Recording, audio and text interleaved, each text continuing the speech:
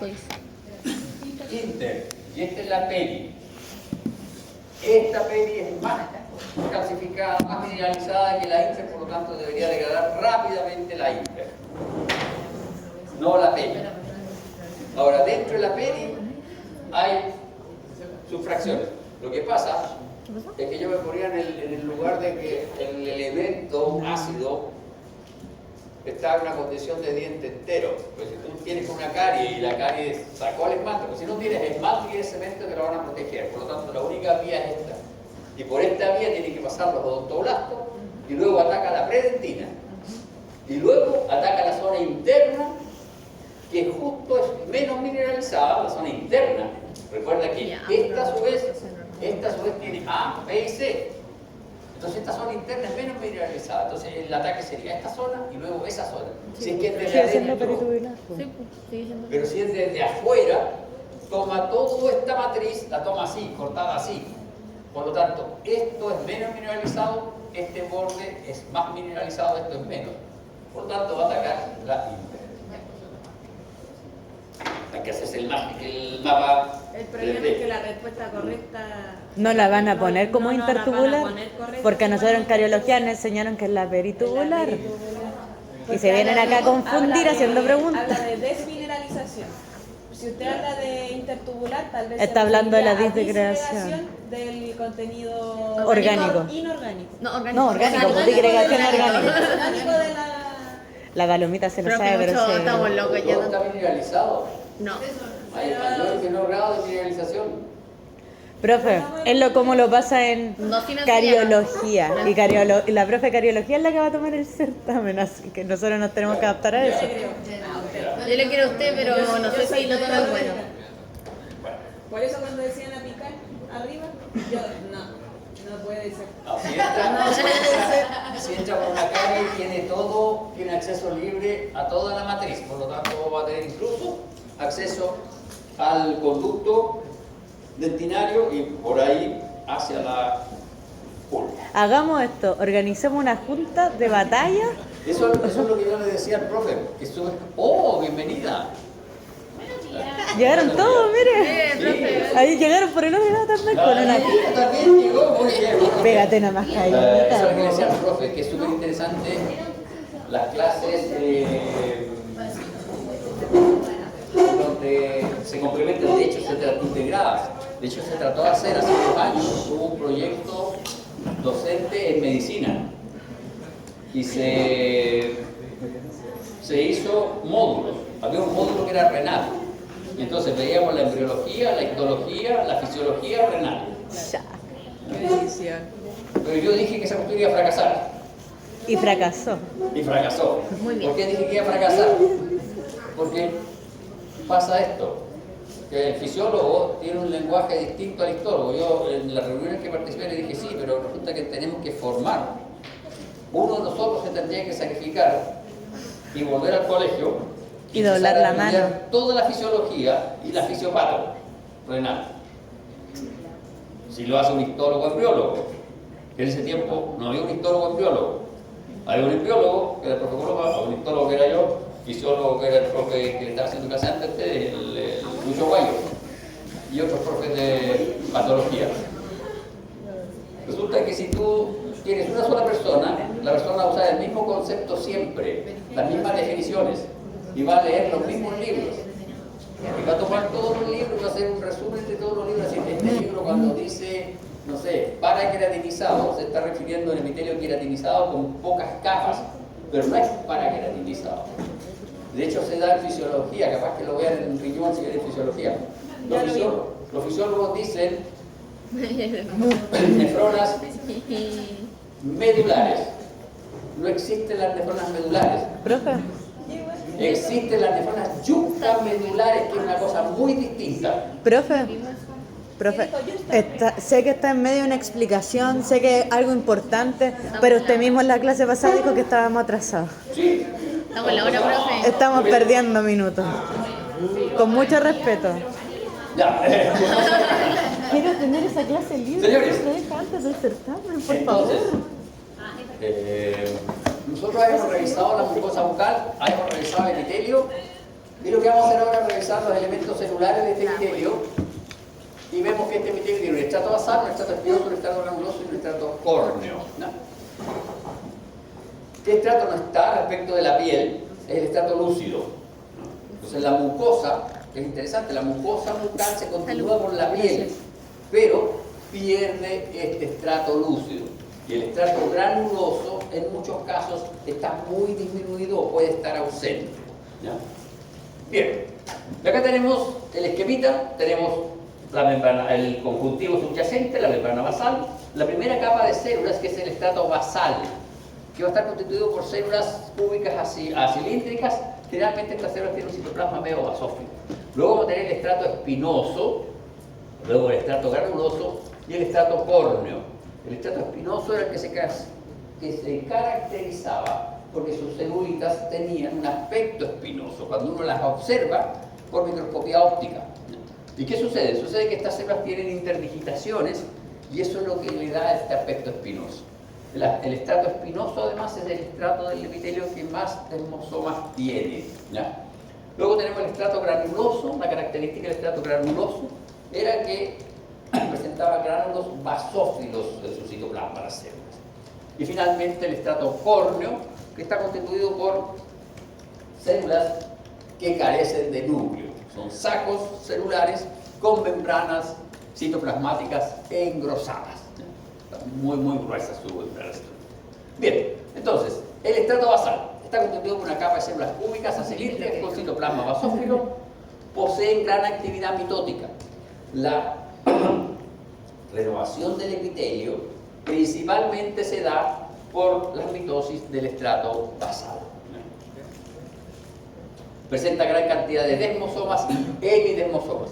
Los hemidesmosomas anclan el estrato basal al tejido conjuntivo subyacente y los desmosomas unen las células del estrato basal. Tiene gran cantidad de filamentos intermedios que son citoqueratinas. Las citoqueratinas son de diversos tipos. Si ustedes se fijan acá, hay citoqueratinas hasta la 20 y tanto. Las citoqueratinas permiten la diferenciación y la selección de estos tipos celulares. Y como ven ustedes, hay una expresión diferencial de los grupos de citoqueratina dependiendo si el epitelio es queratinizado o no queratinizado. Por lo tanto, con la determinación inmunistoquímica de los grupos de citoqueratina expresados en el estrato basal, uno puede determinar si el epitelio es queratinizado o no queratinizado, ¿ya? Hay una diferenciación de las células. No son iguales pese a que están en un continuo, se han especializado las células. Bien, el estrato espinoso está constituido por células poliédricas aplanadas, de las cuales algunas, las capas inferiores, y esto es súper importante, aún conservan la capacidad mitótica del poseen un citoplasma eosinófilo. El estrato espinoso son varias capas celulares, aquí aparece uno solo, ¿ya? Pero son varias capas celulares, son 3, 4 capas celulares. Y lo interesante es que las inferiores, las que están en contacto con el estrato basal, tienen capacidad mitótica. Eso, por favor, tienen que tener muy en cuenta porque eso hay que asociarlo después con la presencia de otras células en el epitelio. Presentan gran cantidad de filamentos intermedios de citoqueratina. Aquí empiezan los filamentos de citoqueratina a organizarse y se forman fascículos. Y esos fascículos se llaman tonofilamentos o tonofibrillas, ¿ya? Son agrupaciones, fascículos de filamentos de citoqueratina. Los haces se proyectan desde la zona central de la célula en prolongaciones celulares muy interdigitadas con gran cantidad de desmosomas. Estas proyecciones intercelulares con gran cantidad de desmosomas es lo que da este aspecto de espinoso cuando uno fija el tejido y lo analiza por microscopía óptica. En este estrato, se forman los gránulos de cubierta membrana o gránulos laminillares. Los gránulos de cubierta membrana o gránulos laminillares son gránulos que están presentes en esta célula y en el estrato granuloso. En el estrato granuloso, estos gránulos de cubierta membrana se liberan al espacio intercelular. Los gránulos de cubierta membrana contienen fosfolípidos y esos fosfolípidos quedan en el espacio intercelular y forman un sello, una barrera. Sellan el epitelio para la pérdida de agua. Bien, el estrato granuloso está constituido por 3 capas de células nucleadas de aspecto granado. Ojo con el estrato granuloso. No está presente en todos los epitelios. Hay epitelios en donde no está presente. Presenta gran cantidad de gránulos basófilos y estos gránulos que contienen queratohialina. La queratohialina no es el producto, el precursor de la queratina, para nada. Las citoqueratinas, las tonofibrillas son la queratina. Lo que pasa es que estos gránulos de queratohialina, contienen proteínas que se van a unir a las tonofibrillas y van a formar macroagregados, y esos macroagregados van a ser lo que van a constituir la queratina, ¿no? Entonces, la queratina es la citoqueratina que está formando las tonofibrillas, que se va a unir a proteínas que están dentro de estos gránulos de queratohialina, ¿no? Entonces uno cree que porque esta zona granulosa está aquí y arriba tienen queratina y estos gránulos se llaman queratohialina, este es el precursor de la queratina. No, la queratina viene desde acá abajo, vienen las citoqueratinas. Bien, en este estrato se descargan al espacio intercelular el contenido de los gránulos de cubierta formando una barrera impermeable. Lo que hacen es formar acá una barrera que impide la salida de agua. Ahora, estos gránulos son súper importantes en epitelios que están expuestos al exterior. En el caso pensemos en el caso de ustedes, en los labios, en el borde externo del labio son muy relevantes estos gránulos de cubierta de membrana. Pero en la mucosa interna de la cavidad bucal no son tan relevantes porque es una mucosa húmeda. ¿En dónde podrían tener cierta relevancia? En el bermellón, en el borde libre del labio, ¿no? Bien, finalmente el estrato córneo está constituido por varias capas de células aplanadas queratinizadas de membrana celular engrosada. Estos son, decirles células, la verdad que no corresponde mucho. ¿Por qué? Porque perdieron todas sus organelas, perdieron su núcleo y es un saco de queratina, ¿no?, con membranas celulares muy engrosadas. Y un detalle interesante, solo las capas basales de este estrato córneo presentan desmosomas. A medida que las células van perdiendo sus desmosomas, van ascendiendo en este estrato y es por eso que se descaman, porque van perdiendo sus desmosomas, ¿ya? Bien, vamos a ver entonces ahora las células extrínsecas permanentes. Las células extrínsecas permanentes son tres: la célula de Langerhans, la célula de Merkel y el melanocito. Y aquí hay un error en este monito, en este melanocito. En este cartucho hay un error. El melanocito está aquí, pero también suele estar aquí, en este borde, por sobre las células basales. ¿Por qué razón? Porque dijimos que este es el estrato espinoso. Todo este es el estrato espinoso. Este es el estrato basal, este es el estrato espinoso. ¿Se dan cuenta que la célula de Langerhans, el melanocito y la célula de Merkel están entre el basal y el espinoso? No está para arriba, ¿no? Ahora, el melanocito suele estar aquí, sobre las células basales, proyectándose hacia el estrato espinoso. ¿Por qué razón? Porque el melanocito contiene estos melanosomas que se los pasa a los queratinocitos de al lado para protegerlos de la radiación UV. Este es el que protege a las células, a los queratinocitos que todavía hacen mitosis. Entonces tiene sentido que esté un poquito más arriba, de tal manera que proteja a los queratinocitos que están inmediatamente por encima del estrato basal, porque esos todavía realizan mitosis, y algunos un poquito más arriba todavía realizan mitosis, ¿ya? Bien, vamos entonces con la célula de Langerhans. La célula de Langerhans no es una célula epitelial.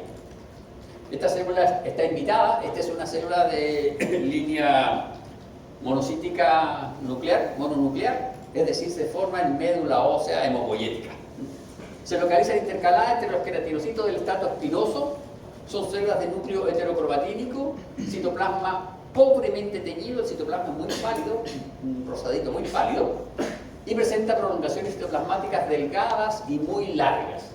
Corresponden a células que derivan de precursores de médula ósea, y esta célula, la verdad, que es una célula que fagocita y luego migra hacia el tejido conjuntivo subyacente, porque es una célula presentadora de antígenos.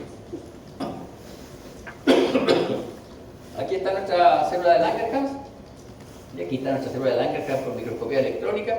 Cuando uno realiza microscopía electrónica de la célula de Langerhans se reconocen porque tienen una estructura que se asemeja a una raqueta de ping-pong. o paddle. Las de ahora son paddle, son un poquito más grandes, igual que esas raquetas.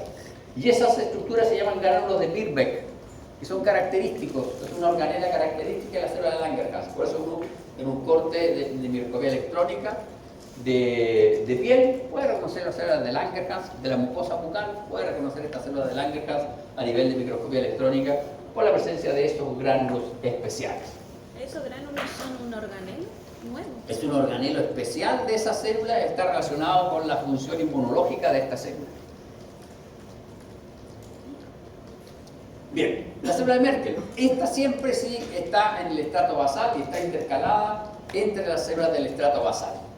Se localizan intercaladas entre los queratinocitos del estrato basal, son paralelas a la membrana basal, presentan un núcleo indentado, que quiere decir que el núcleo tiene unas sacaditas así. Fijan, aquí tiene una mordida, un núcleo de mi célula de Merkel, y tiene filamentos de citoqueratina. Pero es una célula de origen derivado nervioso. Están en contacto con nervios sensitivos amiolínicos y tiene que ver con la capacidad de sentir del epitelio. Tiene que ver con un receptor sensorial presente en el epitelio. Bien, vamos a ver ahora nuestros melanocitos. Esto es el esquema de nuestro melanocito, que no es muy bueno este esquema. Tampoco muy bueno, el melanocito puede estar un poco más arriba también. De aquí tienen ustedes melanocitos, ¿se fijan? Aquí hay melanocitos, hay otros melanocitos más arriba. Y la característica de estos melanocitos es que el núcleo, la parte citoplasmática es como redondita y tienen prolongaciones hacia arriba. Se parecen a las neuronas de Purkinje, tienen el cuerpo redondito como una pera y tienen gran cantidad de ramificaciones. Y esas ramificaciones se meten entre los espacios intercelulares de los queratinocitos del espacio espinoso para cubrir todas las dos primeras capas o tres primeras capas de queratinocitos del estrato espinoso. ¿Por qué razón? Porque en esa zona hay queratinocitos que realizan mitosis, ¿ya? Y entonces esta célula se localiza intercalada entre los queratinocitos. Su función es la producción de melanina. Para esto poseen organelas especiales que son los melanosomas. El melanosoma es un gránulo que contiene el precursor de la melanina y las enzimas que son necesarias para que ese precursor se transforme en melanina. Y esta célula, a través de un proceso bien particular que se llama secreción citocrina, con sus prolongaciones celulares, traspasa el melanosoma completo a la célula de al lado. No le traspasa la melanina solita, sino que le traspasa el melanosoma. Y estos melanosomas se acumulan alrededor del núcleo de la célula y sintetizan la melanina, que es un pigmento café que absorbe luz UV y que protege el núcleo de la célula que va a realizar mitosis. O sea, ¿ya? le traspasa un organelo de una célula. Un organelo modificado, bien modificado. Tiene toda esa función. Es el melanosoma, ¿no? A través de un proceso denominado citocrina. Hace contacto y le traspasa los melanosomas para que la otra célula complete su producción de melanina. Bien, vamos entonces con nuestra mucosa bucal. La lámina propia. Posee abundantes papilas para dar soporte y nutrición al epitelio. La cantidad de papilas que presente la lámina propia, que obviamente siempre las papilas están intercaladas con los clavos epiteliales, va a depender de la característica de la mucosa bucal que estemos analizando. La zona de localización, ¿no? Si está expuesta a trabajo mecánico o si no está expuesta a trabajo mecánico. Puede adherirse directamente al periósteo o bien a la submucosa. ¿Eso qué quiere decir? Que esta lámina propia a veces, inmediatamente por debajo, va a presentar hueso. Y eso también está asociado a la zona de la mucosa que nosotros estemos revisando. Por ejemplo, pensemos en el paladar, no, el paladar es mañoso. La encía adherida. La encía adherida no hay submucosa. La lámina propia directamente está adherida al hueso. ¿Por qué? Porque nosotros aprendimos que hay una mucosa y debajo de la mucosa hay una submucosa. No, en algunos casos en la cavidad bucal solo está la mucosa. Mucosa, hueso inmediatamente, en la encía adherida. En el paladar se da, pero en el paladar se da en el rafe palatino del paladar duro, se da que la mucosa está directamente adherida al hueso, pero hacia los bordes hay submucosa con tejido adiposo y con glándulas. Por eso les dije que el paladar no era un buen ejemplo, porque tiene distintas zonas. Es mañosito el paladar. Además, tenemos paladar blando que se tiene submucosa. La submucosa está constituida por tejido conjuntivo de espesor y densidad variable. El espesor del tejido conjuntivo de la submucosa y la densidad va a variar. De hecho, ¿se acuerdan ustedes cuando revisamos encía, periodonto? Dijimos semidenso. No es un conjuntivo denso, semidenso. Quiere decir que tiene fibras, pero tiene un contenido celular importante. ¿Ya? Puede estar ausente en algunos casos. Obviamente, en la encía de vida está ausente, en el rafe palatino está ausente. Hay submucosa en las zonas que requieren movimiento y no están expuestas directamente al choque masticatorio. El rafe palatino, el duro, sí está expuesto al choque masticatorio. La encía adherida sí está expuesta al choque masticatorio, por lo tanto, no presenta submucosa. Las mejillas tienen una submucosa porque sí se mueven mucho. ¿Ya? Puede presentar glándulas salivales menores, vasos sanguíneos muy vascularizadas siempre, puede presentar nervios de mayor calibre y también tejido adiposo. En el caso del paladar, en los bordes del paladar hay un poquito de tejido adiposo. Bien, hemos revisado esto. Vamos a revisar ahora las características particulares que hacen que nosotros podamos clasificar desde el punto de vista histológico la mucosa en mucosa de revestimiento, mucosa masticatoria y mucosa especializada.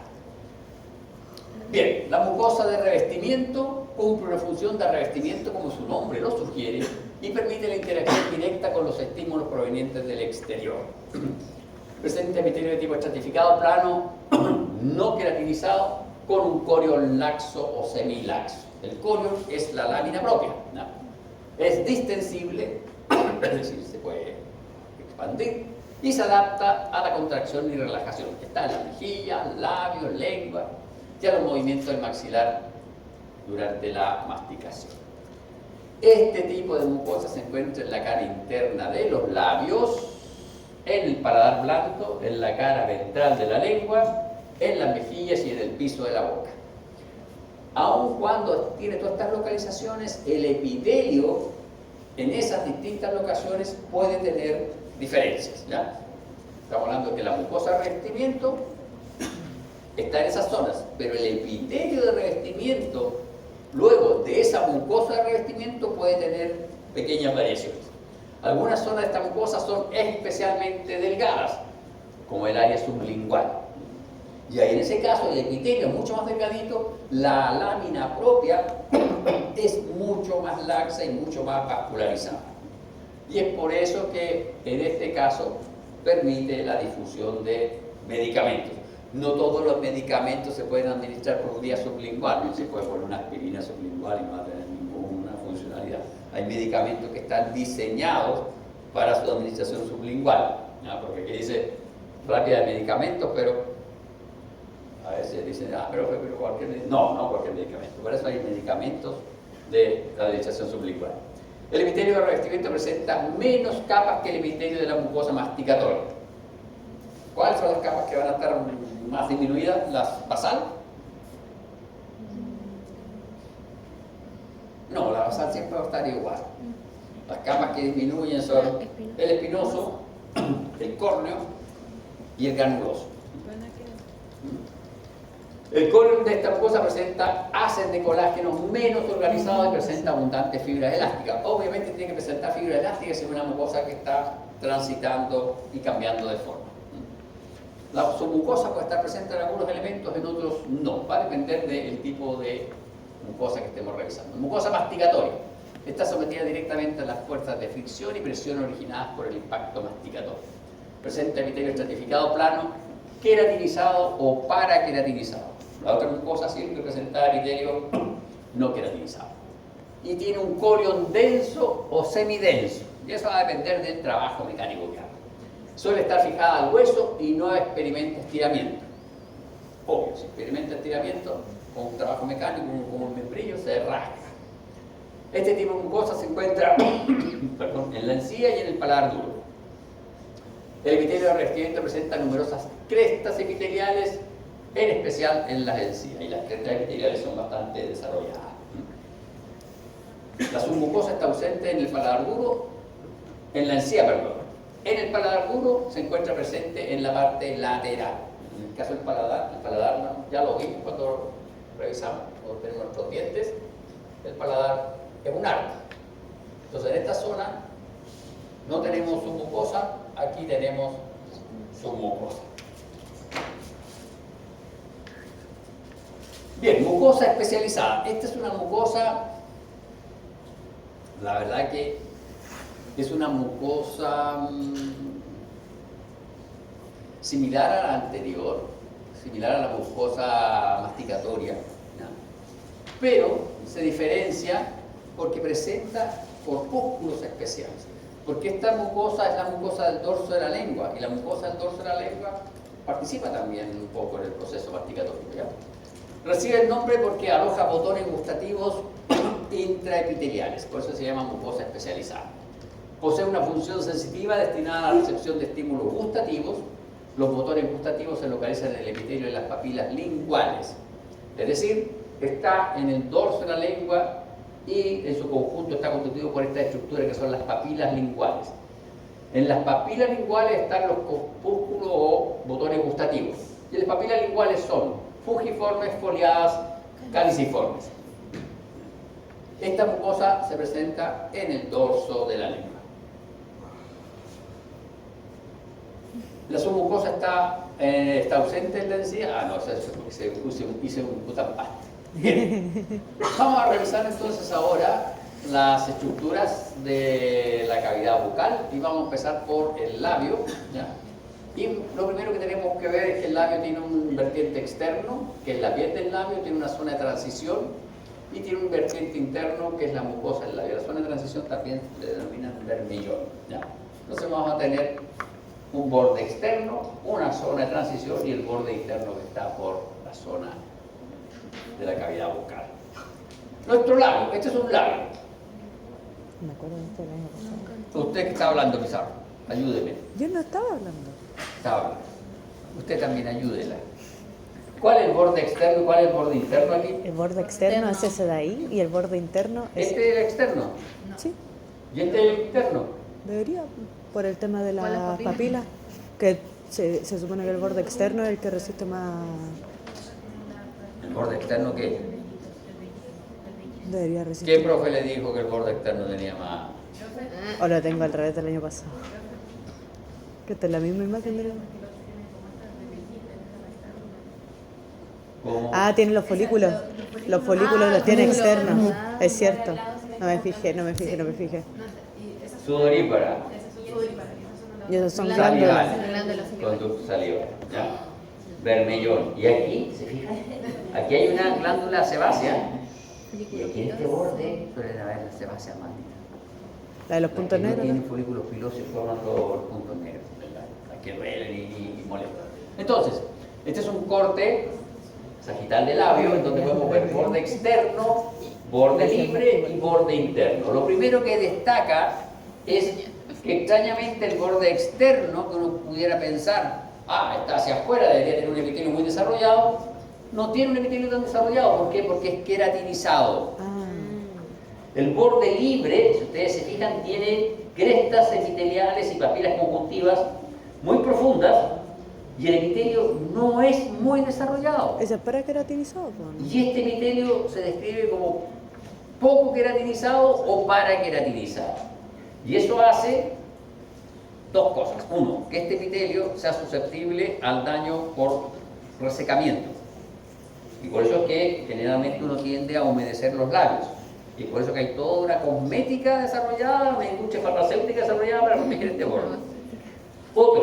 Dos, este epitelio tiende a ser más rosadito. Es más rosadito porque esta zona es más vascularizada y este epitelio, como es más delgadito y es menos queratinizado que el de afuera, se trasluce. Entonces uno ve este rosadito de los vasos sanguíneos. Cuando ese epitelio está blanco, quiere decir que esa persona no está vascularizando toda su vascularización periférica, todas sus anastomosis arteriovenosas que están acá, se cerraron. Hay un problema vascular por los labios blancos. Puede ser por el frío, o puede ser una respuesta distinta. Usted lo tiene que tener en cuenta. Si su paciente está medio nervioso, se le ponen los labios blancos, o hay mucho frío en su consulta, o ese paciente está muy asustado con la jeringa y se está entrando en un paro ahí cardíaco, una cosa compleja, ¿ya? Se desmaya. Se le desmayó el paciente. ¿Cómo Dio le su va a dar habilidad para tratar la jeringa y Él se hace desmayó el Nemesis. paciente. ¿Ya? En cambio, si ustedes miran el borde interno, que uno pudiera pensar que el borde interno no trabaja, no tiene proceso masticatorio, el borde libre, cuando uno se come una manzana o un membrillo, sí se enfrenta al membrillo, pero el borde interno no. ¿Por qué el borde interno tiene un epitelio más grande, con más estratos, que el borde externo? Porque el borde interno no está queratinizado, no queratinizado y tiende a descamarse constantemente. ¿Y por qué tiene papilas más altas? Justamente porque no está No queratinizado. está queratinizado. Y tenéis que igual estar resistiéndose como la... Igual tú mueves y estás... Este trabaja contra el viento. Este trabaja cuando yo mastico algo, cuando yo como algo. Pero este, cada vez que tú estás hablando, cada vez que tú estás moviendo los labios sobre los dientes, se roza contra los dientes. ¿Ya?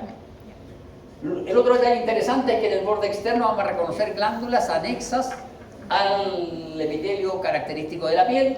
En cambio, en el borde interno vamos a reconocer glándulas salivales de tipo menor. ¿Ya?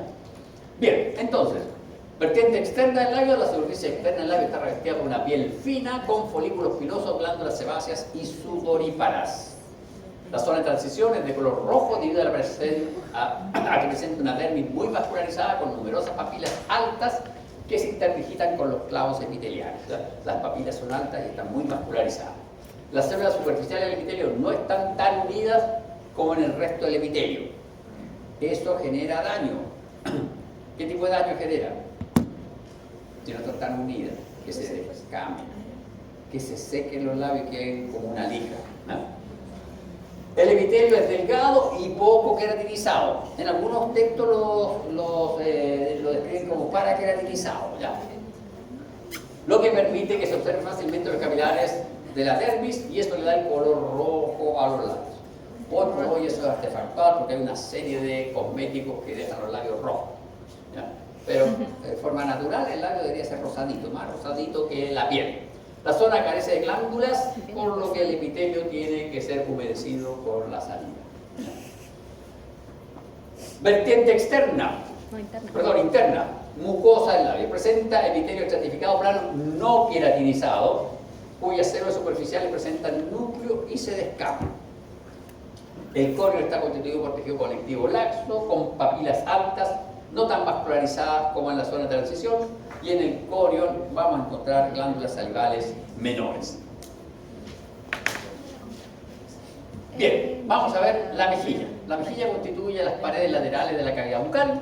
La superficie externa está revestida por piel fina y la interna presenta una mucosa yugal húmeda, rosada y lisa. El epitelio de la mucosa yugal es estratificado plano no queratinizado.